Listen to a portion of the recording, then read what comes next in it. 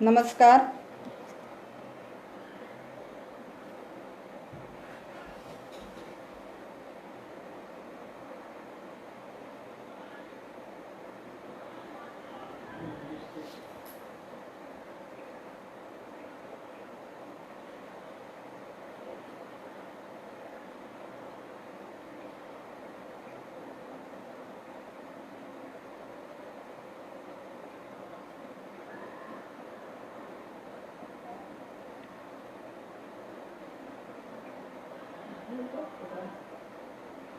नमस्कार.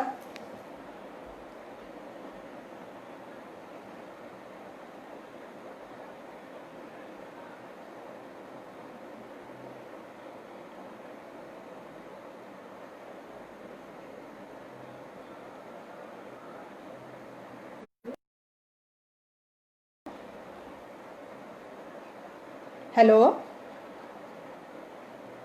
माझा आवाज येतोय का?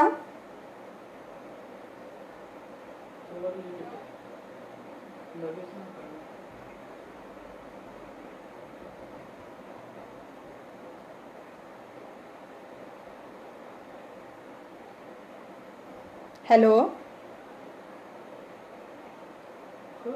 माझा आवाज येतोय का? कोणी काही प्रतिक्रिया दिली तर मला कळू शकेल.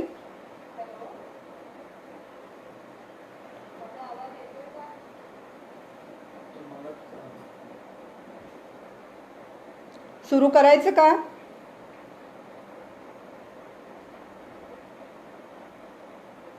हॅलो, श्रावण व्याख्यानमालेचे मेंबर कोण आलेत का? सुरू करायचं का? ओके, चालेल, करते. नमस्कार, मी अचला धनंजय धारप, पूर्वाश्रमीची ज्योती यशवंत करंबेळकर. आज श्रावण व्याख्यानमालेमध्ये वर्ष 23वं, त्यातलं 21वं पुष्प गुंफण्याची आज मला श्रावण व्याख्यानमालेच्या आयोजकांनी संधी दिली. त्याच्याबद्दल मी त्यांचे आभार मानते. आणि या लॉकडाऊनच्या काळामध्ये सुद्धा त्यांनी आपली इतक्या वर्षांची प्रथा अशी ऑनलाईन प्रकारे व्याख्यान ठेवून चालू ठेवली. ह्याच्याबद्दल त्यांचं कौतुक, त्यांचं टाळ्या वाजवून मी कौतुक करते. लॉकडाऊनमुळे यावेळी महाडला यायला मिळालं नाही. रामाच्या देवळातली दरवेळची जी व्यवस्था असते ती यावेळी बघता आली नाही. पण या प्रोफाईल फोटोवर जो रामाच्या देवळातला फोटो ठेवलेला आहे त्याचं दर्शन घेऊनच मी या लाईव्ह व्याख्यानमालेमध्ये आले. आणि आता माझ्या व्याख्यानाला मी सुरुवात करते. आजचा माझा विषय आहे नवं ते हवं. माणूस बघायला गेलं तर जन्मापासूनच खरा नाविन्यप्रियच असतो, नाही का? आता लहान बाळ जन्माला आलं की बघा कसं ते रडायला लागलं की पहिल्यांदी अगदी लहान असतं तेव्हा आई त्याला तोंडाने आवाज काढून किंवा अशा टिचक्या मारून आलेले आलेले वगैरे अशी करत असते. मग ते लहान मूलसुद्धा त्या आवाजाच्या दिशेने कान देऊन ऐकायला लागतं. काही दिवसांनी त्याला त्याच आवाजाचा कंटाळा येतो. आणि मग थोडं मोठं झालं की घरातली माणसं खुळखुळा वगैरे त्याला वाजवून दाखवतात किंवा एखादं खेळणं, मग त्या आवाजाने तो रमतो. म्हणजे त्यालासुद्धा नवीन काहीतरी बघायला हवं असतं. त्याचप्रमाणे त्याच्या पाळण्यावर एक चक्र लावलेलं असतं, ते थांबलं की तो रडायला लागतो. मग त्याला हलवून दाखवलं की त्याला मजा येते. असं नवीन नवीन जन्मल्यापासूनच माणसाला काहीतरी हवं असतं. जसं बघायला हवं असतं, कानाने ऐकायला हवं असतं, तशा जिभेलासुद्धा नवीन नवीन चव हवी असते. लहान मूल कसं दूध पिऊन पिऊन कंटाळतं. मग त्याला थोडं मोठं झालं 8-9 महिन्याचं की त्याला भरडी देतात, कोणी फ्रूट ज्यूस देतं, कोणी डाळीचं पाणी देतं. असे त्याला खायला पण वेगवेगळे पदार्थ दिले जातात. अशा प्रकारे नवीन नवीन त्याला वस्तू देत गेल्या की त्याला छान वाटतं की तो आवडीने खातो आणि मग त्याची वाढसुद्धा चांगली होते. त्यामुळे त्याला नवीन नवीन खायला पदार्थ दिले जातात. थोडं मोठं झालं, जरा शाळेत जाऊ लागला की त्याला स्वतःलाच किंवा थोडं फिरायला लागलं की त्याला स्वतःलाच कळायला लागतं. आणि मग तो काही गोष्टींसाठी हट्ट करायला लागतो की मला हे नवीन चॉकलेट पाहिजे, नवीन बिस्किट पाहिजे. आणि बालहट्ट हा पहिल्यापासूनच पुरवला जातो. त्यामुळे त्याला त्या वस्तू आपण बघायला गेलं तर जून महिना हा नाविन्याचा किंवा नवीनतेचाच महिना म्हणायला हरकत नाही, नाही का? कारण या महिन्यामध्ये जून महिन्यामध्ये आपल्याला निसर्गात सुद्धा वेगवेगळे बदल दिसत असतात की आता यावर्षी तर इतके छान, मी तर म्हणायचे की आकाशात रोज नभांचे वेगवेगळे सोहळे चाललेले असतात. यावर्षी तर खूपच छान दृश्य दिसली. आणि मग ते ढग बरसू लागतात आणि तृषार्थ धरतीला शांत करतात आणि मग त्या काळ्या मातीच्या कुशीमध्ये बीज रुजतं आणि नवीन रोप तयार होतात आणि मग धरती जणू हिरवा शालू पांघरते. असे हे आणि हा सृजनाचा सोहळा बघायला आपल्यालाही खूप छान वाटतं. हे जसे निसर्गात नवीन नवीन बदल होत असतात ते आपल्याला नवीन बदलसुद्धा आपल्याला ताजंतवानं करतात, बरं वाटतात, आपल्याला छान वाटतात ते. मग जून महिन्यामध्ये मुलांची शाळा चालू होते. मग त्यांना नवीन पुस्तकं, नवीन वह्या, नवीन वर्गात जायचं असतं, नवीन बाई, सगळं नवीन.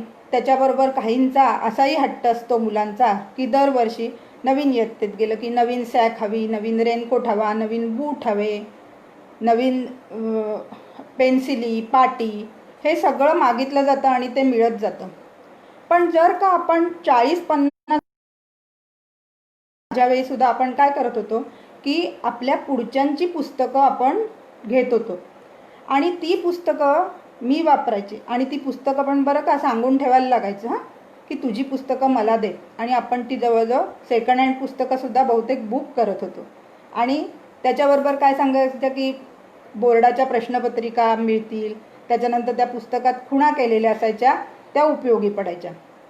मग ही पुस्तकंसुद्धा आता मी दुसऱ्या कोणाची तरी घ्यायची आणि त्याच्यावर अर्ध्या किमतीत बरोबर, आणि त्यावेळेला पैशालाही खूप महत्त्व होतं. म्हणजे अगदी 12 रुपये 60 पैशाचं पुस्तक असलं तर ते 6 रुपये 30 पैशांनी असं घेऊन त्याची बेरीज करून पैसे द्यायचो.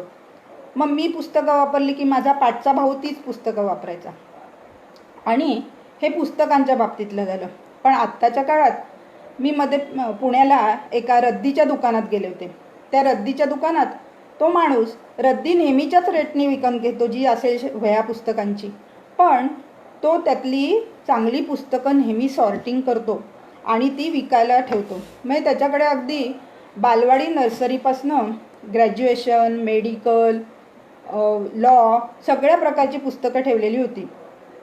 तर मी तिथे माझ्याबरोबर मुलगा आलेला, त्याला म्हटलं की ही किती पुस्तकं कोरी चांगलीच्या चांगली आहेत, मग हीच घ्यायची ना, अर्ध्या किमतीत मिळतात आणि आपल्याला ते पैसे पण वाचतील. तो म्हणाला, छे, ही अशी लोकांनी वापरलेली पुस्तकं आपण वापरायची, कारण का मुलांना हल्ली नवीन मिळतंय, नवीनची सवय झाली.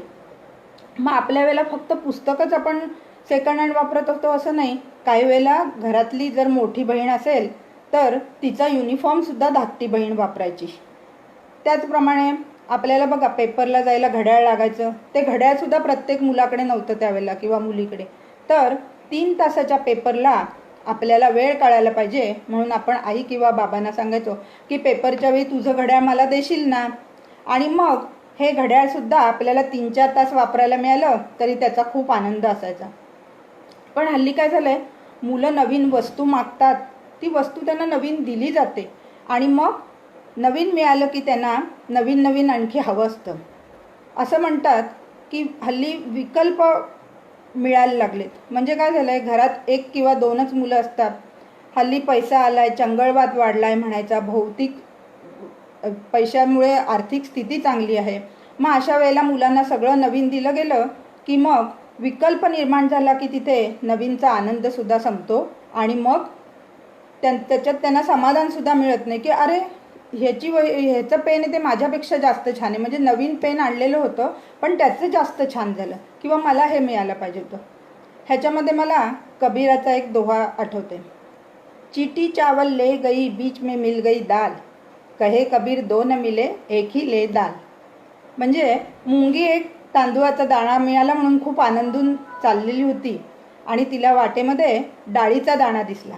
डाळ मिळाल्यावर तिला वाटलं अरे वा, आज मला डाळ तांदूळ दोन्ही मिळालं. पण तिच्या लक्षात आलं की आपण डाळ घेतली तर तांदूळ घेऊ शकत नाही, तांदूळ घेतले तर डाळ घेऊ शकत नाही. मग ही मुंगीला दुःख झालं, वाईट वाटलं, खिन्न झाली ती. का तर तिला विकल्प मिळाला होता. खरं तर एक तांदूळाचा दाणा मिळाल्यामुळे ती खुश होती, पण आणखी एक उपलब्ध झाल्यामुळे तिचा तो आनंद ती गमावून बसली.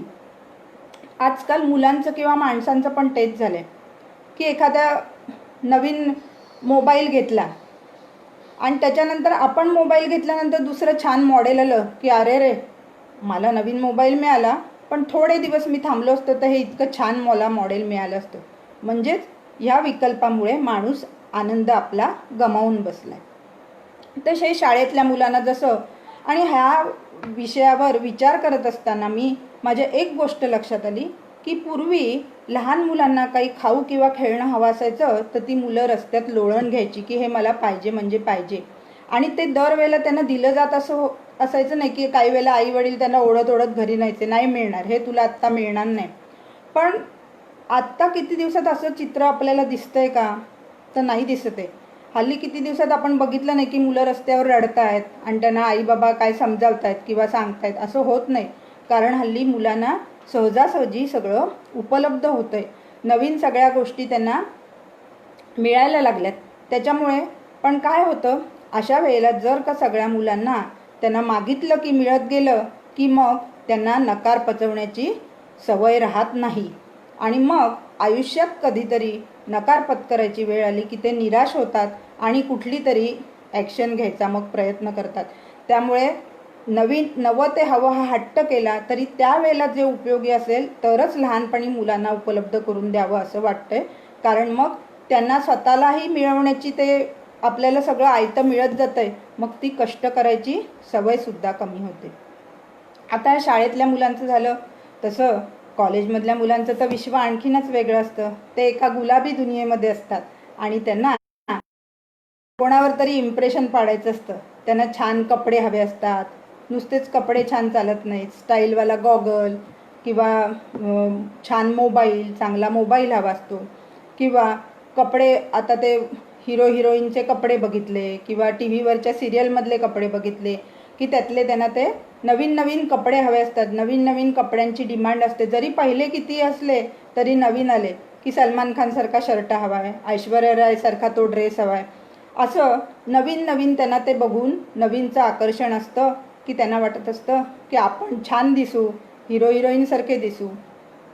पण एक ते विसरलं जातं की हिरो हिरोईनला ते कपडे फुकट मिळालेले असतात आणि ते एका आभासी विश्वामध्ये रमत असतात. मग हेच जर का कपडे, हिरोईनसारखे कपडे वास्तवात आपण रस्त्यावर मुली घालून फिरायला लागल्या की जे अर्धे कपडे किंवा कमी कपड्यामध्ये, तर काही वेळेला एखादा वाईट प्रसंग त्यांच्या वाट्याला येऊ शकतो. म्हणूनच त्यांना काही वेळेला घरच्या मोठ्या बायका किंवा आई म्हणत असते की हे ह्यातले असले कपडे घालू नको, पण त्यांना तसा विरोध केला की असं वाटतं विचारांची आहेत, ही नवीन जमान्याप्रमाणे आम्हाला राहायला हवं, आम्हाला हे कपडे नवीन प्रमाणे परिधान करायला हवेत. मग काही काही वेळेला काय होतं, हे नवीन कपडे कसे असतात हे माहीत नसतं, की जुन्या लोकांना हे माहीत नसलं तर मग काय होतं, ती फाटलेली पॅन्ट काहीतरी डिझाईन करून घातलेली असते, त्यातली पॅन्ट घालून एक मुलगा पार्टीला गेला होता, एका समारंभाला गेलेला. तिथे त्याची आजी आली होती. आजी आईला म्हणाली, काय गं, एवढ्या मोठ्या समारंभाला तू आलीस, एवढा तुझ्याकडे पैसा आहे आणि या मुलाने असं फाटलेली काय पॅन्ट घातली? तर त्यावेळेला आजीला सांगायला लागलं, आजी ही पॅन्ट फाटलेली नाही आहे, ही नवीन स्टाईल आहे. म्हणजेच नवीन स्टाईलप्रमाणे वावरताना कुठले कपडे आपण घालायचे हे आपण ठरवायला पाहिजे की कुठल्या समारंभाला आपण जातोय तर त्याच्यात आपल्याला हे कपडे उठून दिसतील का किंवा शोभून दिसतील का हे बघायला पाहिजे. त्याचप्रमाणे हे झालं कपड्यांचं. तसं मोबाईलची हल्ली खूपच क्रेज वाढले की मोठे मोठे मोबाईल, नवीन नवीन मॉडेल येतात, ते त्यांना सगळं गुगलवर अपडेट्स सगळे मिळत असतात. आणि हा मोबाईल म्हणजे आयफोनची 1,00,000पेक्षा जास्तसुद्धा किंमत आहे. 50,000, 75,000 एवढ्या किमतीचे मोबाईल आज मुलांच्या हातामध्ये असतात. मोठे मोठे टॅब असतात की ते सांगतात की आम्हाला हे द्या, आणि काही वेळेला त्यांना ते नवीन दिलंही जातं. आणि आणखी हे मोबाईल नवीन नवीन घ्यायचं कारण असं माझ्या लक्षात आलं की फायनान्स कंपन्यावाल्या 0 इंटरेस्टनी हे मोबाईल उपलब्ध करून देतात. मग काही वेळेला मुलं सांगतात हे नवीन मॉडेल आले ते छान आहे, आई एक्सचेंज ऑफरसुद्धा आहे, मग इतका माझ्या ह्या जुना मोबाईल दिला तर त्याची इतकी किंमत येते, मग मी नवीन मोबाईल घेतला तर त्याच्यात एवढीच भर घालायला लागते. आणि आपल्याला हप्त्यामध्ये मिळणार आहे, असं करून त्या नवीनची क्रेजसुद्धा वाढली जाते. 0% इंटरेस्टनी मिळतं आहे, म्हणून या नवीन नवीन गोष्टींची डिमांड मुलांकडनं पालकांना होत असते. मोबाईल झाला, तशी गाडी हवी असते नवीन नवीन. 2 व्हीलरच्या सुद्धा 1.5 लाखापेक्षा जास्त किमती आहेत, की ज्या किमतीमध्ये एक सेकंड हँड 4 व्हीलरसुद्धा येऊ शकते. पण त्यांना त्या नवीन गोष्टीची क्रेज असते की तीच गाडी हवी म्हणून हट्ट करतात, आणि काही वेळेला पालकसुद्धा त्यांची हौस पुरवली पाहिजे या ह्यानी त्यांना त्या गाड्या घेऊन देतात. पण खरोखर काही वेळेला त्या गाड्या बघितल्या आपण तर त्या कशा असतात गाड्या हो? मागची सीट एवढी उंच की त्याच्यावर माझ्यासारखी बाई किंवा कोणाची आई अशी उडी मारून तर बसू शकत नाही. म्हणजे त्याच्यावर फक्त त्यांच्या कोण मैत्रिणी वगैरे असतील ज्या उडी मारून सहजासहजी बसू शकतात, त्यांनाच त्या गाडीचा उपयोग. मग एवढी मोठी महागाची गाडी घेऊन जर घरातल्या आईला त्या मुलाच्या बसायला मिळत नसेल तर मग त्यांना कसं वाटेल की एवढी महागातली गाडी घेऊन दिली पण त्याला डबल सीट त्याच्यावरनं काही बसून जाता येत नाही आहे. त्याचप्रमाणे ह्या तरुण वयामध्ये काहीतरी एक नवीन करायची क्रेज असते, काहीतरी नवीन करायचं, थ्रिल पाहिजे असं एक माणसांचे शब्द, मुलांचे शब्द असतात. काहीतरी हटके करून दाखवायचे.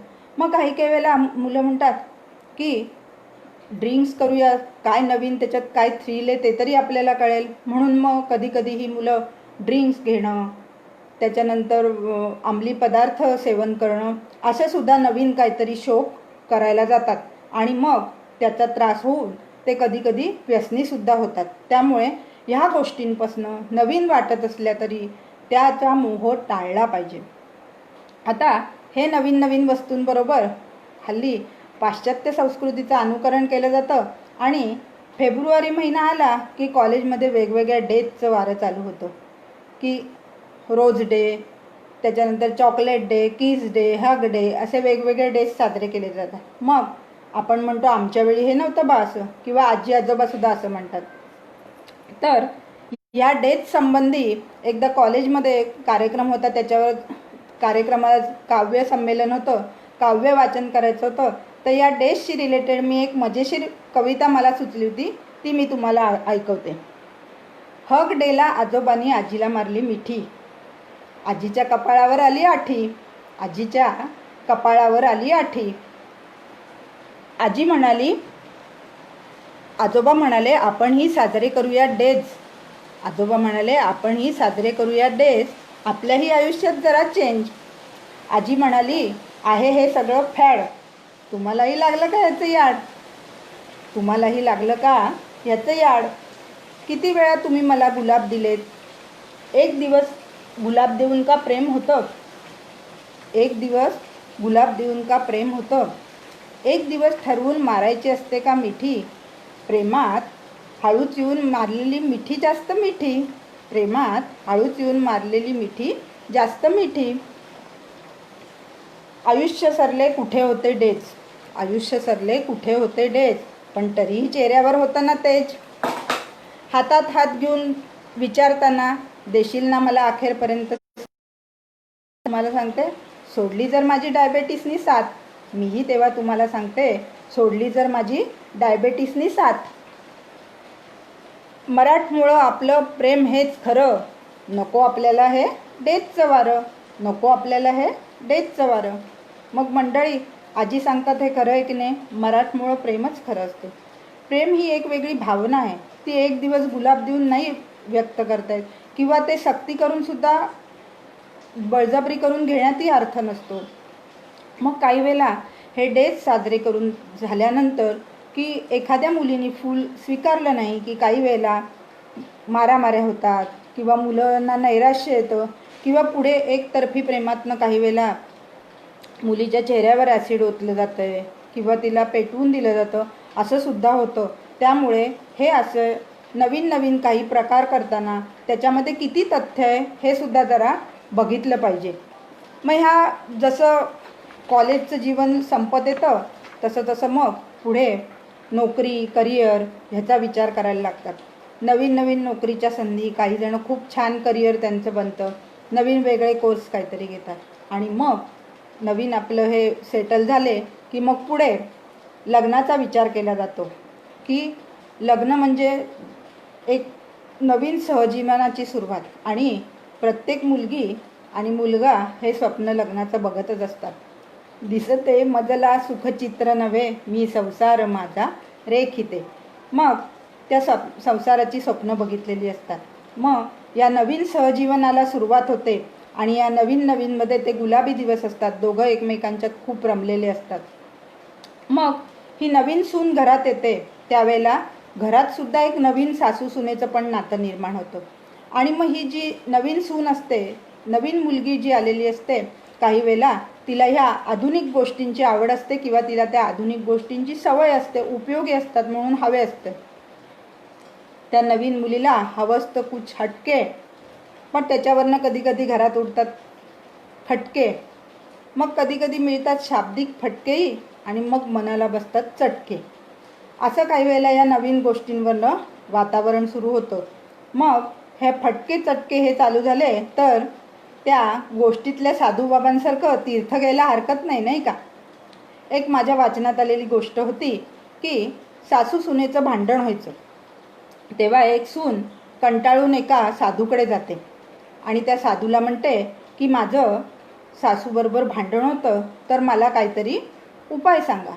साधू त्याला म्हणतात की मी एक हे तुला तीर्थ देतो. जेव्हा सासूचं तुझं भांडण चालू होईल, सासू काय बोलायला लागली की तू ते तीर्थ तोंडात ठेवायचं, पण ते तीर्थ तू गिळायचं पण नाही आणि थुकायचं पण नाही. झालं, तीर्थ घेऊन ही सून घरी येते आणि सासू बोलायला लागल्यानंतर ती हे तीर्थ तोंडात घेऊन बसते. मग तिच्या तेव्हा हे लक्षात येत नाही, तिला वाटतं साधूने आपल्याला उपाय सांगितला. आणि मग जेव्हा वादिवाद व्हायला लागल्यानंतर तीर्थ अट साधूने सांगितल्याप्रमाणे तोंडात तीर्थ असल्यामुळे ती काही बोलू शकत नाही. मग त्यांचं भांडण वाढत नाही आणि तिलाही त्रास कमी होतो, चिडचिड कमी होते. साधूने दिलेलं तीर्थ संपतं. ती परत साधूकडे जाते की साधू महाराज, तुम्ही दिलेल्या तीर्थाने मला फरक पडलाय, तर मला आता परत तीर्थ द्या. तेव्हा साधू हसायला लागतात आणि साधू म्हणतात की मी तुला एक साधं पाणी दिलं होतं आणि तुझ्या लक्षात आलं का, मी तुला सांगितलेलं की ते तीर्थ तू तोंडात ठेवून द्यायचं, म्हणजेच त्यावेळेला तू बोलू शकत नव्हतीस, त्यामुळे तुझी ती भांडणं वाढली नाही. मौनम सर्वार्थ साधकम. तर मंडळीनं असं तीर्थ घरात जर खटके उडत असतील तर आणून ठेवायला हरकत नाही, नाही का?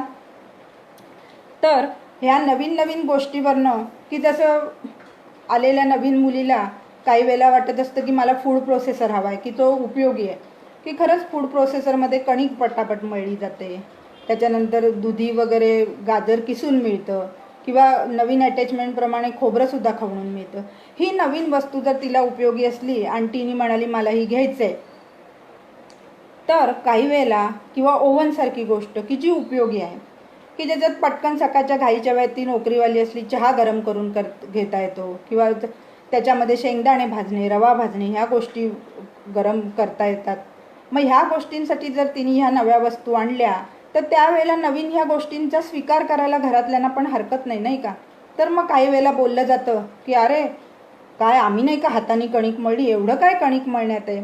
मग असा जर का विरोध झाला तर मग ती मुलगी पण नाराज होईल. त्याच्याऐवजी आपलाही आपण नवा दृष्टिकोन ठेवला की ह्या नव्या पिढीशी आपण जुळवून घ्यायचे की अरे आपण सुद्धा बघूया ना कशी कणिक ह्याच्यात मळली जाते, विनासायास कसा आपल्याला दुधी किसून मिळतोय. तर या नवीन गोष्टींचा त्या नवीन मुलीलाही आनंद घेता येईल आणि आपल्यालाही त्या नवीन गोष्टी शिकायला मिळतील. म्हणजे ते शिकायला आपल्याला नवीन गोष्टींचा, ह्या नवीन बदलाचा सुद्धा आपल्याला स्वीकार करायला हवा. तर एक हल्ली मुली काय होतं, 10वी झाल्यानंतर बाहेर शिकायला जातात, हॉस्टेलवर राहत असतात, त्याच्यानंतर कॅम्पसला सिलेक्शन झालं की लगेच त्या नोकरीला जातात. मग अशा वेळेला त्यांना स्वयंपाक काही वेळेला काही मुलींना अजिबातच येत नसतो. मग सासरी गेल्यावर कधी कधी त्यांची पंचायत होते आणि सासरी घरात समजा त्या मुलाचे आईवडील पण असले, 4 माणसं असली तरी त्या 4 माणसांचा सुद्धा स्वयंपाक करायला ह्या मुलीला सवय नसली तर जमत नाही. मग तिला आपण नावं ठेवून बडबडलो तर तिला राग येणार. तर अशीच एक शक्कल एका सासूनी कशी लढवली, नवीन युक्ती, आणि आपल्या मुलीला कसं हे स्वयंपाक करायला शिकवलं, ह्याचं टेक्निकल संसार म्हणून कथा तुम्ही एखाद्यास वाचली असेल. इंजिनियर मुलगी होती, खूप हुशार होती आणि तिच्या प्रोजेक्टमध्ये ती एकदम कंपनीमध्ये एक्सपर्ट होती. दरवेळेला तिच्या प्रोजेक्ट लगेच म्हणजे कंपनीमध्ये तिचे प्रोजेक्ट तिला असाईन केले जायचे आणि ती छान प्रकारे ते प्रोजेक्ट हँडल करत होती. पण घरात स्वयंपाक जमत नव्हता. मग सासूनी एक शक्कल लढवली. सासूनी एकदा तिला सांगितलं की आता तुला मी एक घरातला प्रोजेक्ट देणार आहे आणि तुला एक साईट सांगते. मुलीला जरा प्रोजेक्ट साईट हे जरा शब्द तिच्या परिचयाचे असतात. ती म्हणते ठीक आहे, सांगा कुठला प्रोजेक्ट करायचा आहे. मग सासू सांगते की किचन हे तुझं, तुला स्वयंपाक हा प्रोजेक्ट दिला आहे आणि किचन ही तुझी साईट आहे. ह्या साईटवर आजपासून तुला काम करायचं आहे. आणि सासू तिला मग हळूहळू सगळं शिकवते. कुकर लावायला, कणिक भिजवायची, स्वयंपाक करायचा आणि तिच्या आवडीचे शब्द सांगितल्यामुळे मग तीही ह्या प्रोजेक्टमध्ये रमते आणि हळूहळू स्वयंपाक करायला शिकते. मग एकदा गावाकडनं पाहुणे येणार असतात त्यांच्या, आणि ते गावाकडचे पाहुणे थोडे कसे असतात, त्यांना तंबाखू पान वगैरे खायची सवय असते आणि मग थुकायचं असं. मग आता सासूलाही वाटतं की आता ह्या आपल्या सुनेला कसं सांगायचं की आपली सून तर आता सगळं करायला लागले. मग त्या गावच्या पाहुण्यांनी सुद्धा हिचं कौतुक करायला पाहिजे, पण ही आता तिथे कशी वागेल, कशी रिॲक्शन देईल. मग तिला सुचतं. मग सासू सांगते तिला की हे बघ, कंपनीत तुझे प्रोजेक्ट बघायला गेस्ट येतात की नाही, मग त्यांना तू खुश करतेस ना, त्यांच्याकडनं तुला चांगले स्टार हवे असतात. मग तसंच आपल्या गावाकडनं माणसं यायचेत, ती गेस्ट आहेत समज आणि तुझा प्रोजेक्ट बघायला ती आले तसं समज. सून म्हणते ठीक आहे. सकाळी उठून ती सुद्धा छान साडी नेसून डोक्यावर पदर बिदर घेऊन बसते. सगळा स्वयंपाक सकाळी लवकर उठून करते. चहा पाणी, ते माणसं आल्यानंतर त्यांना पोहे चहा कॉफी काय हवं असेल ते देते. आणि मग जेवण वगैरे छान आवडतं गावाकडच्या लोकांना आणि त्यांना वाटतं अरे वा, ह्यांची सून सगळं छान करते. आणि सुनेलासुद्धा सुनेच्या प्रोजेक्टबद्दल चांगले स्टार मिळतात. मग ती सासूवर खुश होते, सासू पण खुश होते. आणि मग ती सून सासूला म्हणते की तुम्ही मला समजून घेतलं आणि ही नवीन ट्रिक सांगितली त्यामुळे मी स्वयंपाक करू शकले. मग छान आहे ना ही ट्रिक. पण हेच जर का त्या मुलीला असं बडबडत गेलं असतं, काय BE झाली नुसती पण त्या डिग्रीचा काय उपयोग आहे का, काय स्वयंपाक, म्हणजे त्या मुलीला राग आला असता. मग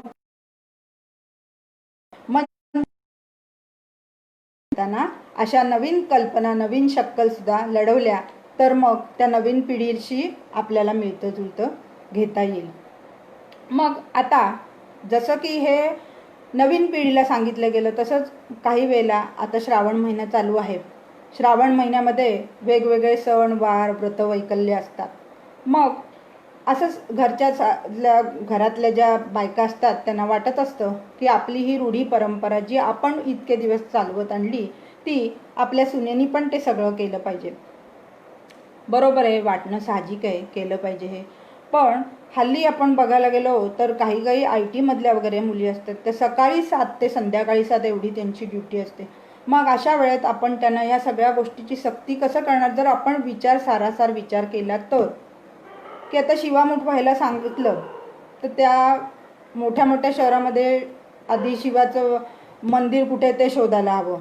म्हणजे अर्थात गुगल गुरु असतो, तो शोधून देतो.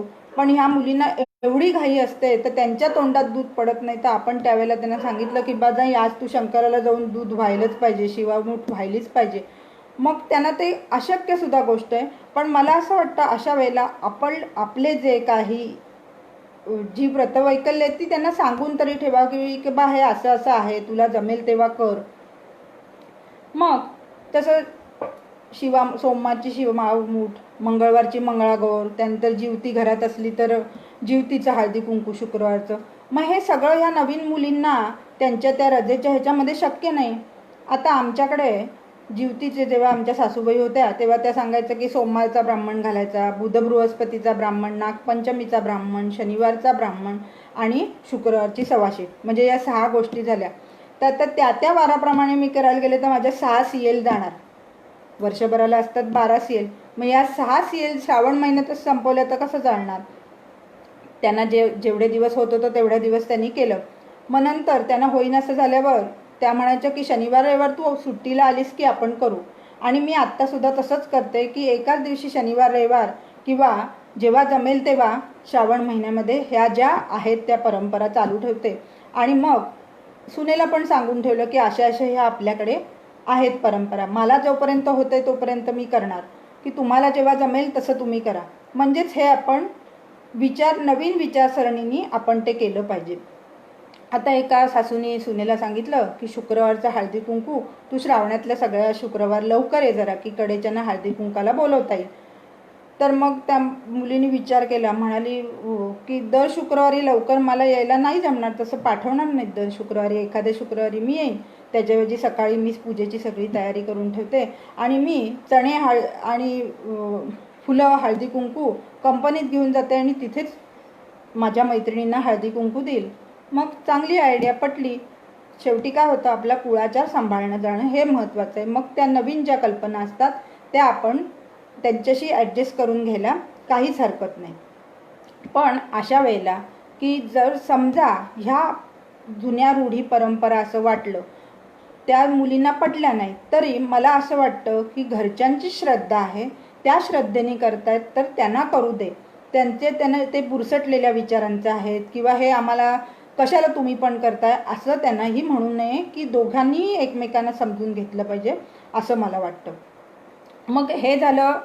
त्याच्यानंतर जेव्हा हा काही वेळेला मुलं आणि मुली म्हणजे नवरा बायको मुलगा सून असतात, त्यांना असं वाटत असतं की काही वेळेला की आपली आई ही आधुनिक मॉडर्न विचारांची हवी.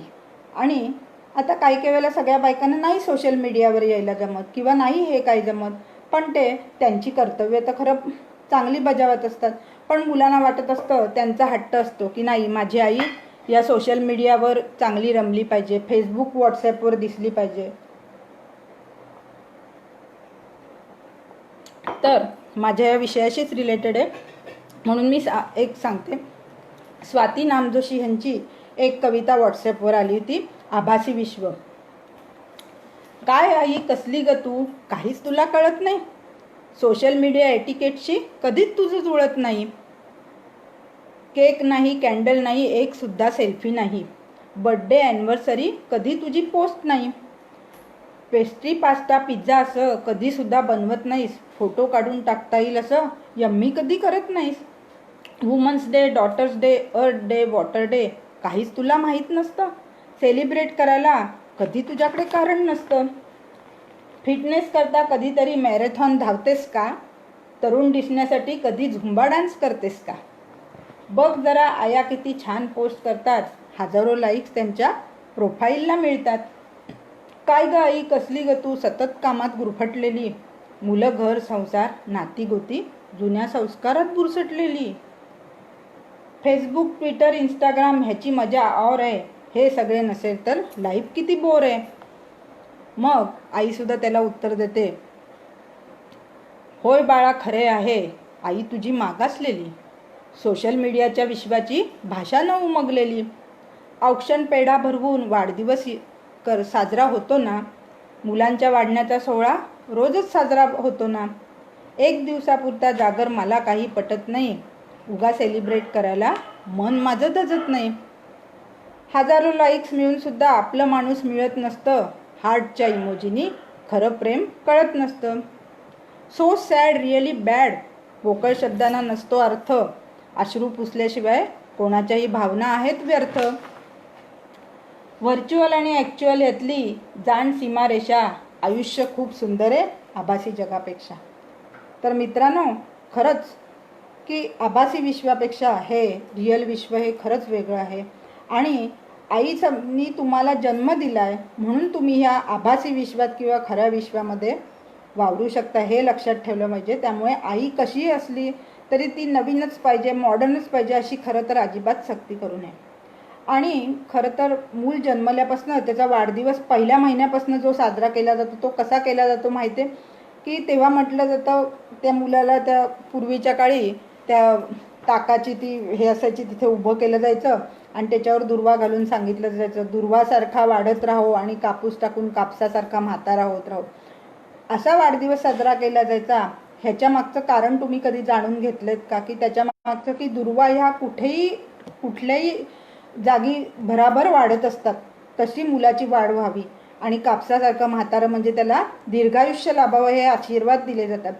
किंवा औक्षण केलं जातं त्याच्यामागे की जशी ही ज्योती, औक्षण हे देवाचं केलं जातं आणि ठराविक वेळीच माणसांचं केलं जातं. मग ह्या ज्योतीसारखं आयुष्य तेजोमय होऊ दे, हीच त्याच्यासाठी प्रार्थना असते. जसा तुमचा केक कापलेला स्वीकार केला जातो, फक्त त्याच्यात एवढं अपेक्षा असते की त्याच्यावरची मेणबत्ती विझवून टाकू नये, कारण ती ज्योत आपण तेजाचं प्रतीक म्हणतो, मग ती विझवू नये एवढंच असतं. मग ह्या आईला सगळ्या गोष्टी नवीनची सक्ती का करायला हवी, आणि तिने सुद्धा काही गोष्टी सांगितल्या. ह्याच्या मागची जर कारणं तुम्ही तिचा हेतू जर जाणून घेतलात तर तुम्हाला आई कधी भुसटलेल्या विचारांची वाटणार नाही. त्याच्या मागचा तुम्ही अभ्यास करून दृष्टिकोन काय आहे तो समजून घेतला तर नक्कीच तिचे विचार तुम्हाला सुद्धा पटतील असं मला वाटतं. मग काही वेळेला या जुन्या विचाराच्या किंवा घरातल्या म्हातारी माणसं आहेत ही काही वेळेला नकोशी वाटतात, आणि या नवीन माणसांच्या नात्यांनी कधी कधी त्यांना वृद्धाश्रमसुद्धा दाखवला जातो. तर असं करू नका की त्यांच्याही भावना जपल्या पाहिजेत की त्या आहोत म्हणून आपण आहेत हे लक्षात घेतलं पाहिजे. मग आता या सगळ्या नवीन नवीन गोष्टी, नवं ते हवं असा ध्यास न घेता नवं हवं. काय हवं आपल्याला? नवीन तंत्रज्ञान हवं.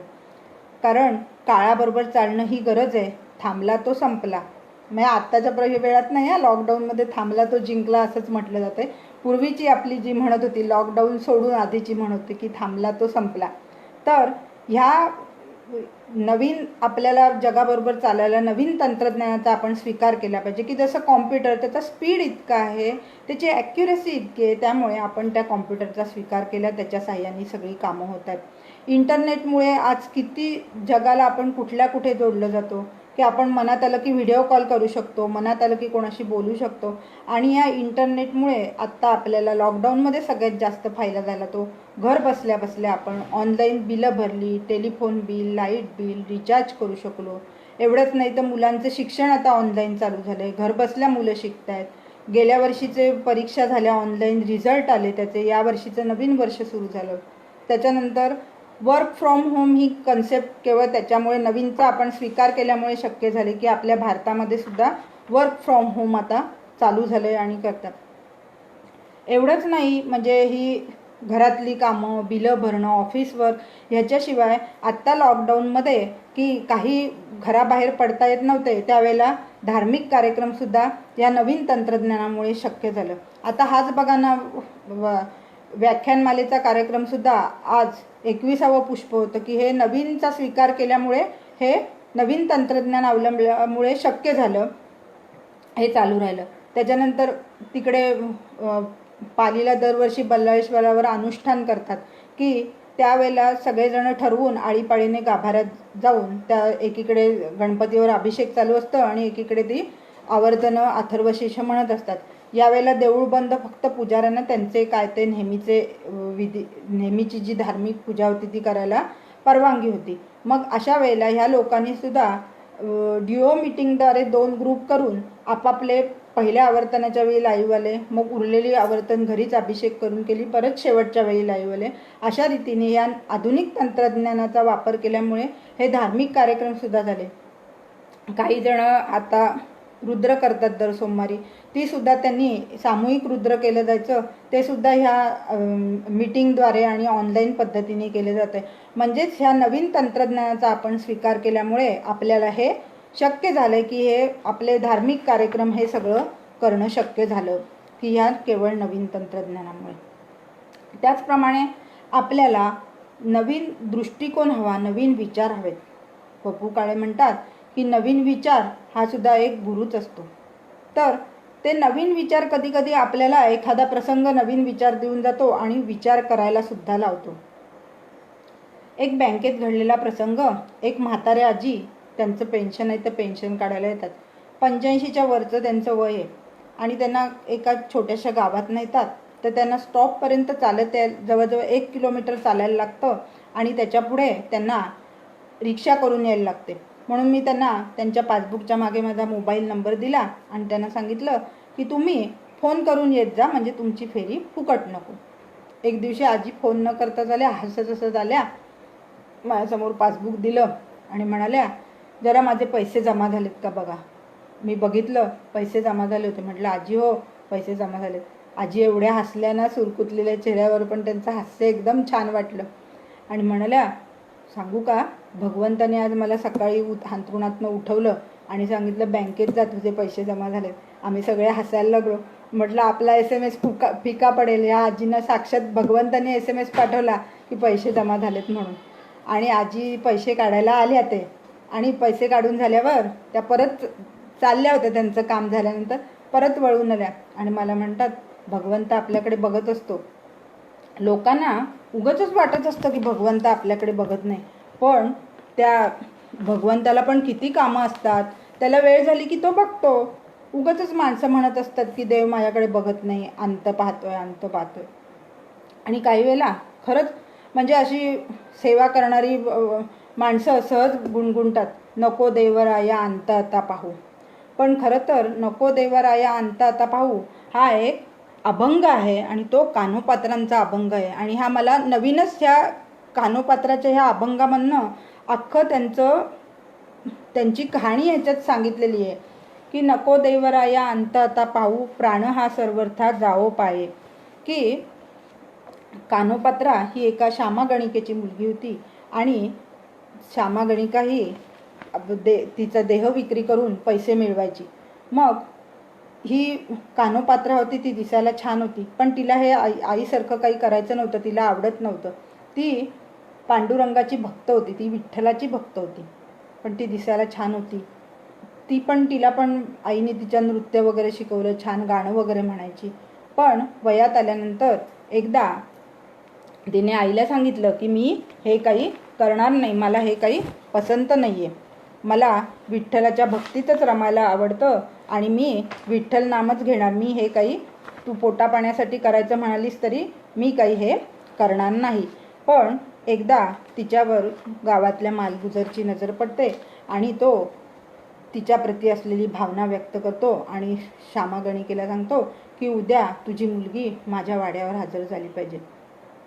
आता कान्होपात्रेला चैन पडत नाही, तिच्या आईला पण चैन पडत नाही. मग रात्र कशीबशी ते काढतात आणि पहाटे दारावरनं दिंडी चाललेली असते विठ्ठल विठ्ठल करत. मग की ही कान्होपात्रा ठरवते की आपण ह्या वारीमध्ये सामील व्हायचं. ती एक जुनेर वस्त्र नेसते, गळ्यात जपमाळ घालते, डोक्यावरती तुळशीची कुंडी घेते आणि या वारीमध्ये सामील होते. दुसऱ्या दिवशी कान्होपात्रा वाड्यावर हजर झाली नाही म्हटल्यावर मालगुजर बघायला येतो. बघतो तर कान्होपात्रा घरात नाही.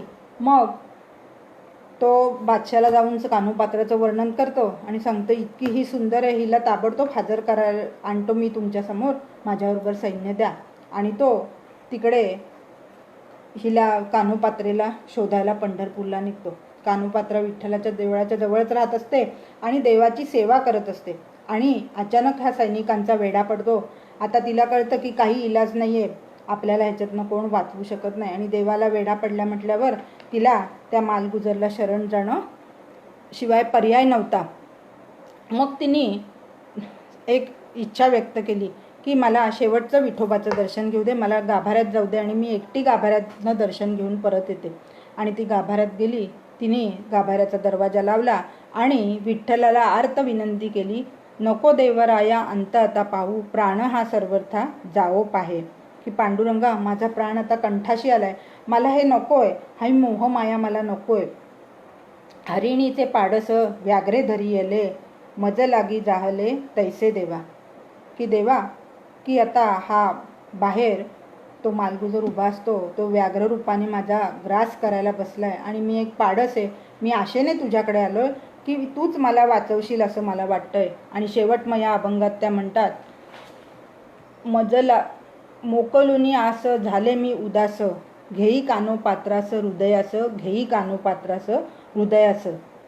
की विठ्ठला, एकच आस आहे मला, एकच ध्यास आहे, तुझ्याशिवाय माझं आता अस्तित्व नाही. देवा, तूच मला हृदयाशी घट्ट धर आणि मला ह्याच्यातनं सोडव.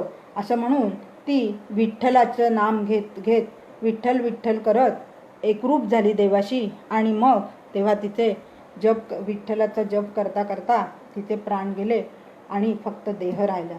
अशी ही तिची अर्थविणवणी ह्या अभंगातनं सांगितले. आणि त्या विणवलीला सुद्धा विठ्ठलाने दाद दिली, त्यामुळे तिच्यावरचं ते संकट टळलं. तर हा संदर्भ आला नको देवराया अंत आता पाहू म्हणून मी ही कथा सांगितली.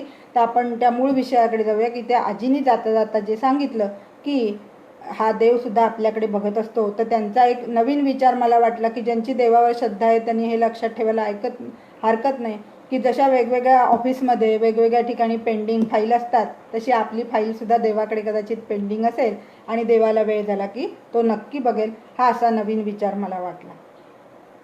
नवीन विचार त्याच्याप्रमाणे एखाद्या गोष्टीकडे बघण्याचा नवीन दृष्टिकोन आपल्याकडे असला तरीसुद्धा तो नवीन एखाद्या घटनेतनं एखादा अनुभव आलेला नवीन दृष्टिकोनसुद्धा माणसाचं आयुष्य पूर्ण बदलून टाकू शकतो. एक मला आंबेडकरांची गोष्ट आठवते, तुम्ही कदाचित ती वाचली असाल, की एक भिकारी होता. तो रोज ट्रेनमध्ये भीक मागायचा आणि एकदा सूटबूट घातलेला एक इसम त्यांना दिसतो. म्हणून तो भिकारी वाटतो खुश होतो, एवढा सूटबूट घातलेला आहे, आपल्याला भरपूर भिक्षा देईल कदाचित. म्हणून तो जातो. ते इसम होते आंबेडकर. तो भीक मागतो. आंबेडकर त्याला म्हणतात की तू भीक नेहमी सगळ्यांकडनं फुकटच घेत असतोस, तू मला काय देणार आहेस? तो म्हणतो मी काय देणार? मग तू मला काही देऊ शकत नाहीस तर मी पण तुला देणार नाही. जर का तू कोणाला काही दिलंस तर तुला कोणीतरी काही देऊ शकतील. भिकारी म्हणतो मी तर भिकारी, माझ्याकडे काय असणार? मग आंबेडकर त्याला म्हणतात मी वकील आहे, मी लोकांना सल्ला देतो, त्याच्या बदल्यात लोक मला फी देतात. असं काहीतरी तू केलंस तर तुला भीक मिळेल. आणि आंबेडकर निघून जातात. भिकारी विचार करतो की खरं आहे, मी खरंच कोणाला काही देत नाही, फुकट सगळं घेत असतो, पण मी तर पडलो भिकारी, मी कोणाला काय देणार? मग तो असं विचार करता करता आजूबाजूला बघत असतो. तर त्याला ट्रेनच्या बाहेर, रेल्वे स्टेशनच्या बाहेर छान रंगीबेरंगी फुलं दिसतात. ती सुवासिक फुलं असतात. तो ती फुलं घेऊन येतो आणि म्हणतो, मग ठरवतो की उद्यापासून आपण ही फुलं ट्रेनमध्ये जो आपल्याला भिक्षा देईल त्यालाही आपण फुलं द्यायची. मग भिकारी फूल दिलं, भिक्षा दिली की फूल द्यायचा. मग त्याला भिक्षा मिळायला लागली. काही दिवसांनी त्याला त्या ट्रेनमध्ये आंबेडकर दिसते. मग तो गेला की साहेब हे घ्या फूल, तुम्ही मला सांगितलं ना, मग मी आता तुम्हाला फूल देणार आहे. आंबेडकर म्हणतात वा छान. म्हणजे आंबेडकर त्याच्याकडनं फूल घेतात आणि त्याला पैसे देतात आणि त्याला म्हणतात आता तू सुद्धा माझ्यासारखा व्यावसायिक झालास, तू भिकारी राहिला नाहीस. तो भिकारी ते शांतपणे ऐकतो आणि त्याला तो शब्द ऐकून एक वेगळीच चमक त्याच्या डोक्यात येते आणि तो म्हणतो मी खरंच आता भिकारी राहिलो नाही, मी व्यावसायिक झालो. म्हणून तो आनंदानेच ट्रेन थांबल्यावर उडी मारत म्हणतो की मी आता भिकारी राहिलो नाही आहे, मी आता एक व्यावसायिक झालो. लोक बघतच बसतात. म्हणजे त्याला त्या आंबेडकरांच्या वाक्यातनं तू व्यावसायिक झालास ह्या वाक्यातनं एक त्याला जगण्याचा नवीन दृष्टिकोन मिळाला आणि त्यांनी फुलाचा व्यापार करायचा ठरवलं आणि बघता बघता तो फुलांचा मोठा व्यापारी झाला. नंतर काही दिवसांनी हेच सुटाबुटातली दोन माणसं समोरासमोर भेटली. हा फुलवाला आता मोठा व्यापारी झाला होता. त्याने आंबेडकरांना विचारलं की ओळखलत का मला? आंबेडकर म्हणाले आपण कधी भेटलोय का? मग तो म्हणाला ही आपली तिसरी भेट आहे. साहेब पहिल्यांदा मी भीक मागायला आलो तेव्हा तुम्ही मला तत्व सांगितलंस की तू काहीतरी दिलंस तर त्याच्या बदल्यात तुला काहीतरी मिळेल. दुसऱ्या भेटीत तुम्ही मला जाणवून दिलं की मी एक व्यावसायिक आहे आणि ह्या तुमच्या सांगितलेल्या वाक्याने माझं आयुष्य सगळं बदललं आणि मी आता खरंच व्यावसायिक झालो, मी मोठा व्यापार करतो आणि तुमच्या या गोष्टीमुळे मी व्यापारी झालो, मी श्रीमंत झालो. म्हणजेच एक बघण्याचा नवीन दृष्टिकोनसुद्धा माणसाचं आयुष्य बदलू शकतो. नवा दृष्टिकोन हवा. आणखी नवीन काय हवं तर आपली विचारसरणी बदलायला हवी. नवीन विचार आपल्याला हवेत. की आता गेल्याच आठवड्यात मी टी व्हीवर मोकळा श्वास म्हणून पिक्चर बघितला की स्त्री भ्रूण हत्येवर तो पिक्चर होता. मग हल्ली आता लिंगचिकित्सा करून देत नाहीत किंवा गर्भपाताला पण परवानगी नाही आहे, पण मुलीसाठी मुलगी नको मुलगाच हवा म्हणून हट्ट केला जातो की मुलगा हा वंशाचा दिवा आहे. तर मुलगी झाली की नाराज होतात. पण एक हे लक्षात घेतलं पाहिजे की मुलगी ही सुद्धा मुलगीमुळे कोणाचा तरी वंश पुढे चालू राहतो. त्यामुळे ही आपल्याला नवीन विचार करायला हवा, विचारसरणी बदलायला हवी की मुलगी ही सुद्धा कोणाचा तरी वंश पुढे चालू ठेवते. आणि ह्या मुलगी झाली म्हणून तिचा रागराग कशाला करायला पाहिजे? खरं तर ह्या मुलीमुळे सुद्धा आपल्याला मातृत्व पितृत्व मिळालेलं असतं. त्यामुळे मुलगी झाली तरी तिचा आनंदाने स्वीकार केला पाहिजे की मुलगा हा वंशाचा दिवा मुलगाच पाहिजे. ही विचारसरणी आपण बदलली पाहिजे. आणखी नवीन नवीन काही विचार सुचले मला किंवा कोणीतरी सांगितले की ते नवीन विचार बघा, आपण तसे अनुकरण केलं त्याचं तर कदाचित चांगले फायदेसुद्धा होऊ शकतील. माझ्या एका मैत्रिणींनी सांगितलं आता की आपण आता जिवतीला कापसाची वस्त्र वाहतो, नंतर हरतालिकेला वाहतो, गणपतीला कापसाची वस्त्र वाहतो. तर ही कापसाची वस्त्र आपण नंतर निर्माल्यात टाकून देतो. त्याच्याऐवजी तिने सांगितलं की ही वस्त्र सुखीच ठेवा आणि ती एखाद्या झाडाला लावून ठेवा की एखाद्या घरात पक्ष्याचं त्याच्यामुळे त्या कापसाच्या वस्त्रांनी घरटं होऊ शकेल. खरंच नवीन ही कल्पना चांगली आहे की नाही? मी तर यावर्षीपासून ही कल्पना अंमलात आणायची ठरवले. आणि तसंही निसर्ग वादळ झालं, त्या वादळाची माणसांना भरपाई मिळाली, पण त्या पक्ष्यांना कुठे काय मिळाले? त्यांचीही घरं मोडली गेलेत. मग आपण यावर्षीपासून त्यांना कापसाची वस्त्र ती झाडाला ठेवून त्यांचीही नुकसान भरपाई करूया आणि त्यांनाही घरटं बांधायला मदत करूया. त्याचप्रमाणे श्रावण महिन्यामध्ये किंवा काही जण वर्षभरसुद्धा शंकराला सोमवारी दुग्धाभिषेक करतात किंवा शनिवारी मारुतीला तेल वाहिलं जातं. मग आपण खरोखर बघितलं म्हणजे आता लॉकडाऊनमुळे देऊळ बंद आहेत, पण नाहीतर शंकराच्या देवळाच्या बाहेर कित्येक लिटर दूध फुकट जात असतं गाभाऱ्या पिंडीवर वाहिलेलं. त्याच्याऐवजी आपल्या धार्मिक भावना जपून जर आपण 4-5 पळ्या फक्त शंकरावर दुधाचा अभिषेक करून हेच दूध जर का एखाद्या कुटुंबाला दान म्हणून दिलं, एखाद्या गरजूंना दिलं, तर त्यांनाही ते उपयोगी पडेल. एखादी कुपोषित बालक असेल ते हे दूध पिऊन चांगलं सुदृढ होऊ शकेल. मग कल्पना कशी वाटते? किंवा जे आपण तेल मारुतीला वाहतो त्याच्याऐवजी तेलाची एखादी पिशवी आपण एखाद्या कुटुंबाला दिली. आणि आत्ता खरं तर लॉकडाऊनमध्ये ही गरज आहे. हातावरची पोटं असलेली जी माणसं आहेत त्यांना जेवणा खाण्याची पण आता पंचायत व्हायला लागले. 4-5 महिने होत आले. तर अशावेळी या गरजूंना मदत आपण केली, आपण नवीन विचार केला आणि त्यांना हे दिलं तर नक्कीच त्यांच्या आयुष्यामध्ये बदल घडेल. आणि प्रत्येक घटना किंवा प्रत्येक गोष्ट आपल्याला काहीतरी नवीन शिकवून जाते. आत्ताचं हे लॉकडाऊनच बघा ना, लॉकडाऊनने आपल्याला काय काय शिकवलं जरा विचार केला तर. लॉकडाऊनने आपल्याला शिकवलं आपल्या गरजा मर्यादित आहेत. आपण शॉपिंग न करता राहू शकतो. आपण हॉटेलात न जाता घरचे पदार्थ खाऊन छान राहू शकतो. गाडी न चालवता आपण राहू शकतो. म्हणजेच आपण हे जर विचार केला की हे आपल्याला नवीन विचार ह्या परिस्थितीने आपल्याला दिलेत. आणि खरंच यावर्षी आपण बघितलं तर संध्याकाळची एवढी छान छान आकाशातली दृश्य येत होती. मग दरवर्षी ही दृश्य दिसत होती का? तर मला असं वाटतं नव्हती दिसत एवढी छान दृश्य. मग यावेळेला लॉकडाऊनमुळे वाहनं बंद आहेत, त्यामुळे प्रदूषण कमी झालं, त्यामुळे निसर्गात सुद्धा छान छान आपल्याला देखावे बघायला मिळाले.